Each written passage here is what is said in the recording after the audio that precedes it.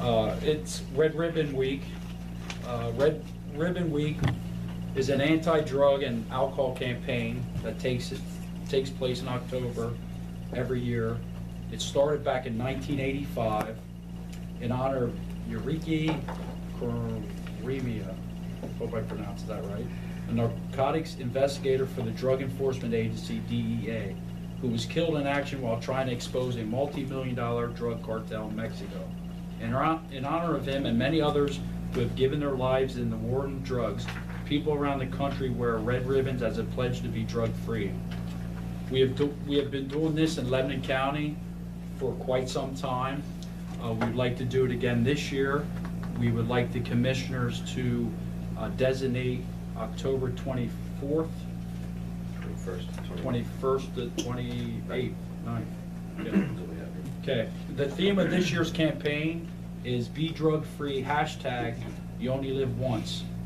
With this theme, we are promoting an overall healthy lifestyle where children and parents remain active and drug free. You cannot use drugs or alcohol and expect to live a healthy life. This year, our office, along with CompassMart, who's our prevention provider, we are going to provide over 11,000 red ribbons to school districts in Lebanon County. We also, when requested to do so, will provide them with any education, student presentations, or support in reference to drug and alcohol related topics. We come here today before the commissioners and request that you, the Lebanon County Commissioners, declare October 21st through October 29th as Red Ribbon Week 2016 in Lebanon County. I want to personally thank the commissioners for their continued support of this campaign, helping rid Lebanon County of alcohol and drug abuse, and to make Lebanon County a safe, healthy community for all residents, especially the children. Thank you. So moved. My name is Jim Donmoyer. I'm the Executive Director of the Lebanon County Commission on Drug and Alcohol Abuse. With me today is Samantha Leica, who is participating in our internship program this semester. She's from Alvernia University. And to her right is Dennis Good. He is our Director of Fiscal Operations for the Commission. He's not an intern. He is not an intern. No, sir. He's been here before. Yes, welcome. The first thing I would like to present to the Commissioners for review is the 2015-2016 fiscal year-end drug and alcohol report. I provided the Commissioners with copies of the reports. I'd like to start off looking at a report that says Lebanon County Commission on Drug and Alcohol Abuse, the actual revenues and expenditures with comparison to budgets.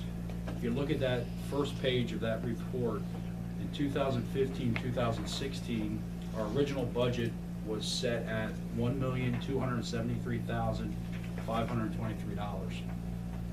We actually spent $1,057,119. So there was a difference of $216,000 that we underspent. I just want to point out to the commissioners, there's various reasons for that. The biggest reason, first I'd like to point out that even though we underspent that amount of money, we still serve the same amount of people. So no, we didn't decrease how many people we were serving because we decreased the spending in our office. We actually served just as many, if not more, this year as we did last year, or the previous year in 2014-15. The major reason for that difference in money was because of the MA expansion. MA expansion paid for a lot of expenses that we normally would have been paying for, and they picked up when people would go to detox, when they would go to rehabilitation facilities. They would either flip the same day they went, or they'd flip over to MA the next day. So that saved our budget quite a few dollars. So that amount, and just so everyone is aware, we had to return parts of that amount because we get state funding, we get federal funding, but the state funding in particular, DDAP money, is earmarked for particular categories. And one in particular is Act 152. I think we're aware of that category. That is for people, we use that as bridge money for people waiting to get on MA. This year, there were no bridges. They were on same day or next day. So we did not exhaust that money, and that is categorically specific. So we had to return that. There was no way we could try to spend that in other avenues. So I wanted to point those things out. I brought Dennis with today. Again, he's the Director of Fiscal Operations. He prepared a summary for you commissioners to review, and he is here today. If you have any questions about his summary, if you have any concerns about anything from the fiscal aspects of our operation. Is that correct, Dennis? Yeah. Anything you want to highlight, Dennis? Well, Jim pretty much hit on it, but if you look at the categories on the worksheet here, our administrative group, our prevention costs, our intervention, and our case management were all fairly close or similar to what we budgeted. The area where we didn't spend as much as we thought was under the treatment category. And if you look at that, the total treatment expenses were $231,000 under budget. And as Jim said, that was because patients were flipping to MA much quicker. And that's a result of switching from Corbett's Healthy PA program to what Wolf has now as the MA program. So that covered a lot more costs, which we in the past would have paid for. So that lower cost is a result of that change in the MA, which is a positive thing for us. We're not spending as much money there. That was the big difference. Other than that, our year-over-year spending in categories was pretty much the same in all the other groupings. The only thing I would like to add is we did receive additional funds from the governor this year for our airwing epidemic. So that was in the amount of $27,000 some odd dollars. So that additional money on top of what we normally budgeted, we have on top. So that's part of the 216 that we didn't spend. Just to clarify it in my mind, medical assistance obviously is a state program. Yes. And the money that you receive for the bridge money is state money as well, right? So in reality, this doesn't make our operation any more or less efficient or effective. No, sir. Cost. It's just who's paying for it. Right, exactly. And which pot of money it's coming out of. Right, Okay. same initial pocket. Thank you. Well, my question is, if the state budgeted both categories and we're returning that, is there an amount for the whole state of how much drug and alcohol programs are returning? There will be, in the state, we have what we call the hub. Mhm. And the hub is where counties, when you overspend, let's roll back here. When you underspend like we did, we had to send money back to the hub. This year, we spent $70,000 back. So that $70,000 goes into a hub. Every other county in the state has to do the same thing if they didn't spend the money. So it goes into this hub. On the flip side, the 2014 and 15 and 2013 and 14, we overspent. So what we did was we went into the hub and got the money that we needed to balance our budget. So it's a place where you put excess. Counties have excess, they put it in there. People who go over their budget can go and use that money. After that's all done with, I don't know what they do with the money. I don't know just it wondered goes if, it sounds like it will be millions of dollars because we're a small county, and I wondered if it would help the state balance their budget. I heard, everyone I've talked to, my counterparts in other counties, have indicated to me that they're sending money back. This is a year unlike any other year. Yeah. Normally people are knocking on the door to get money out of the hub. Mhm. This year, money's flown to the hub from just about every county. There may be those exceptions, but I would think that there would be a substantial amount of money in the hub. But again, I don't know what that money is meant for How long if it can counties stay don't there. need it. Thank you. Yeah. John?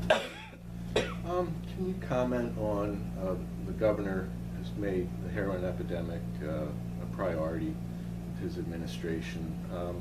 Do you see that impacting your department at all in the immediate do I see it impacting our office? In the immediate future, do you see any As far tangible, as continually getting the money? more money, more Well, programs? What I'm different- told is it's in the budget again, and I am banking on the $27,475 that we got last year. And I plan to do similar things that we did with that money again for the next year. We've definitely seen an impact, a positive impact on, we started a heroin task force. We've done community events. We have started to provide providers and agencies with the use of Narcan, providing the training and actually providing them with Narcan. And families, did you mention that? What's, excuse And me? the families also the training? The family, we had a community night September 21st where we were at Hack and we had this event, and the public were invited to come and do the training, and then we provided them with kits as well. So in combination with the heroin task force, in combination with the distribution of Narcan, that is all money that we got from the governor. That's what we use that for. We're doing another speaking event in April. Chris Herron's speaking event at Lebanon High School. He's coming in town to speak and talk about his story. So yeah, I believe it has been a positive impact. The only thing I can really look to say that's true is in 2015-16, we had 17 overdose deaths, and this year to date, we have 5.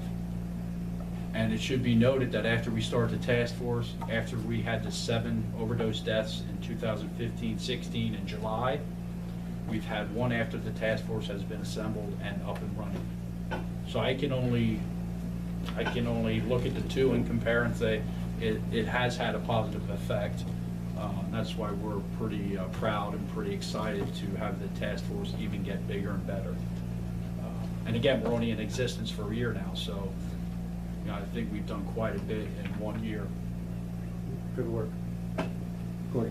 You, just out of curiosity, you talked about a large reduction in the number of overdose deaths. How often has Narcan been used by either emergency personnel or police departments to sort of bring people back from the brink?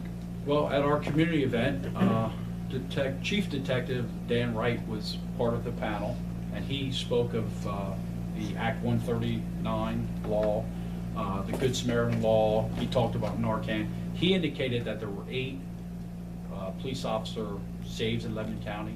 That's what he spoke about. There was also an EMT, Brian Smith. He spoke on the panel, and he talked about that it's the 2nd most used drug on his truck. What they're doing is, and that's basically, we're not seeing a lot of those people die because, the police are intervening with that, the EMTs are intervening with that. So I believe that's really been a positive thing that, in the past, when that stuff wasn't going on, people were dying before they got to the emergency room, before they could get help.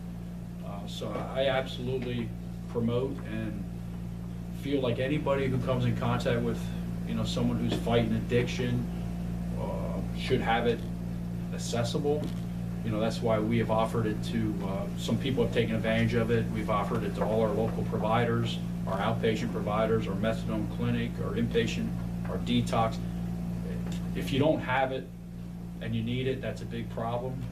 If you have it and you never need it, that's all right too, so. In the family dispenser, it's a nasal, so it's not, it's not a big hurdle to get, you don't have to do an injection. No, there's different forms. This is a nasal spray. And, our kits, they give the rubber gloves, they give the face masks if you have to do CPR, give 2 nasal spray things, it's a kit. I mean, the kit's worth $80, and we gave 40 of them away at our community event. What it sounds like what you're saying is that if it wasn't for Narcan, and from what you're gathering from police and emergency personnel, you might be looking at another year of record numbers. I can't predict that. I couldn't tell you. I would suspect the numbers would be the same, if not worse, if we didn't have that specific tool or resource to use. And other counties have the same tools that we have. They have the Narcan and so forth, and their numbers are still going through the roof. Yes, way up. So you have it, you could, it just depends who has it to use it. Our community responded pretty well to the heroin task force. I think that awareness factor is, I believe, people are aware of what's going on. Our goal is to educate, make people aware, answer questions, refer them to treatment if that's the way we're going with it. But it's also, we can't treat someone who's dead. So our basic premise is the Narcan for us is important, because that'll save somebody, and then the next step is for us to treat that person. So I'm 100% behind Narcan, and I would like to see it everywhere again where there's someone being treated or you're dealing with someone that's in addiction. Have any of the other counties reached out to you, Jim, because your numbers are more favorable to perhaps mimic the task force, or? No one has reached out to me personally to, ask me how we did it, how we assembled it, what we're doing. I have discussions with my counterparts in Lancaster and Dauphin County, and, there's task force in those areas as well. It might just be a numbers thing too. They have a lot more people and, different problems in Lancaster and Dauphin County than Lebanon County. Well, anyway, we're grateful for what we're getting as far as results here, so that's. the only other thing I'd like to give a little spotlight on is Brandon Smith, I think, the one at the prison doing that treatment expansion has been huge. We have Brandon Smith, who's a caseworker in our office. About 18 months ago, 20 months ago, there was a DDAP set down an initiative and said, hey, you county folks at the SCAs, you're going to do this program. Do you want to speak in English instead of the DDAP? Give. Oh, okay. Sorry. Okay. Okay. The Department of Drug and Alcohol Programs, better known as DDAP, they told the SCAs, which is the single county authorities, it's like my office around the state, they told us that there needs to be an emphasis on getting people out of the correctional facilities in your areas and getting them into treatment. So they called it the MA Prison Pilot Program.